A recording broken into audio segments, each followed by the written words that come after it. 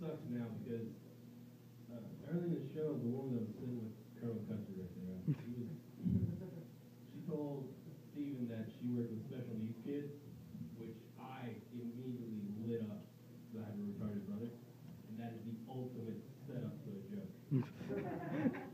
Oh, you work with special needs kids? I have a retarded brother. We like, oh, no. But I'll just do this joke anyway. So my parents really love it. The way they want to get me to church is that my brother Jeff, he'll look at me and go, Nick, Jesus wants you at the church. And they like to think that like Jesus is working his way through my retarded brother to tell me that he wants me to go to church. That's like his sign, which is stupid. Because if Jesus really wanted me to go to church, he'd just tell me to go to fucking church. Oh, nice, I got a chuckle out of that. That's nice. But the best thing is, like, I can really piss off my dad with that. Because then I'll look at him and go, Jeff, no, Jesus is the guy that comes to the front door and yells at Dad in Spanish because he won't pay him to cut the fucking lawn. And then he goes and parties with the Cubans next door. Yes, Jesus, known as fuck all. Anyway, speaking of which, I really liked it when I started off in a Catholic church. Like, I went to St. Rita, which is right up in the bumfuck nowhere. And I loved it, because when I was really young, I was still this fucked up. And they were teaching us about, the body of Christ, the blood of Christ. You eat the body and you drink the blood of Christ. And I went, we do that every Wednesday and Sunday? Jesus must be one fat motherfucker. And I love the idea that, like, they get it in like a vacuum sealed package, like they're slicing up Jesus in Mexico somewhere. Maybe it's not even Jesus, it's just a guy named Jesus, which would really suck if you got that on your birth certificate. You're condemned for life. So, you can tell I'm really ready for this because Renan just told me to sign up right outside the door. And it's written on a bar napkin. It has 4 jokes, and at the bottom it says improv is out of material.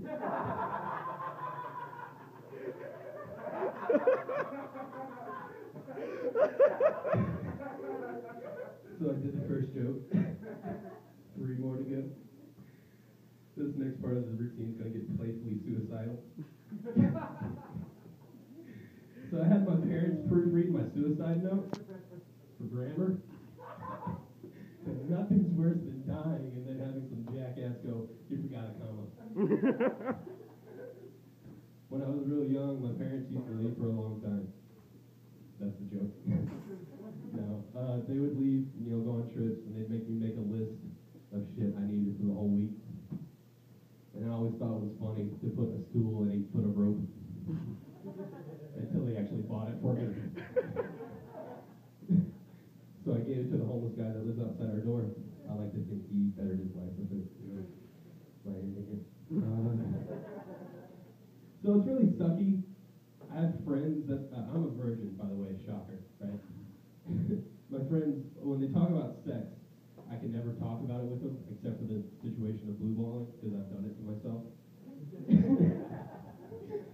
The story behind it is very gross. The best, I was in the basement, and I was working at it. I don't know how I would say that, make it not funny. I was, jacking off, and I heard steps coming down the steps, or footsteps coming down the steps. Anyway, and I had the thought that I think every guy thinks when he's about to get caught masturbating. I can finish.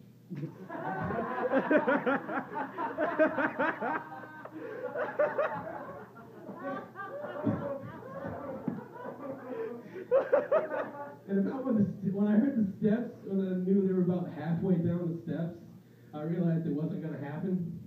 So I just shoved it back in my pants. And it was my mom, which, that would have been an awful breakfast.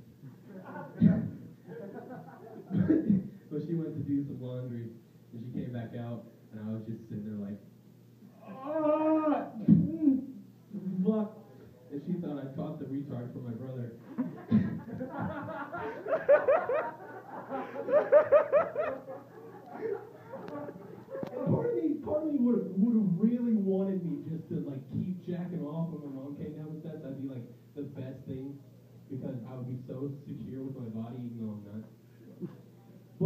would have been like, I don't know how that would have happened. Like, I'm jacking off, and my mom gets along the steps, and that's when I come.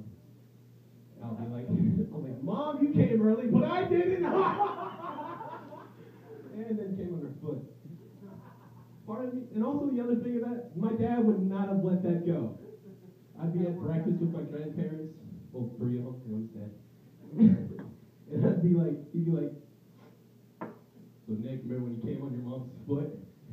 And I'd be like, Dad, I'm gonna kill myself. That got very dark. All right, I got one more story, and it's just as bad as the last one.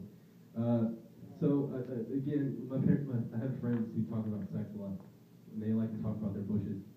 Don't know why. It's just something they talk about. And I was always like, I'm 18 years old. I've never trimmed down there. I've never thought of it. And no girl put her hand down there and said, it's like a woolly man. And so one night I got really fucking bored. And I just went, Mom, where are your scissors? And I wanted to do some sewing. And so I have my pants down my ankles. I'm starting to trim. And I get down to the point where like it's almost ready to shave. I don't know how to put this, but my dick got in the way. And I heard it like you were cutting paper. And it's really bad when you look at the scissors and you go, that's dick skin. I don't have a period. Why the fuck am I bleeding? And so I did what every man does when he gets cut shaving. I put toilet paper on it. And then it was great because I didn't have to clean up afterwards when I came. That was the last story, so it's time for some improv. My friend... Oh, God. Oh, God. All right. You guys have a great night. Getting a fight on the way.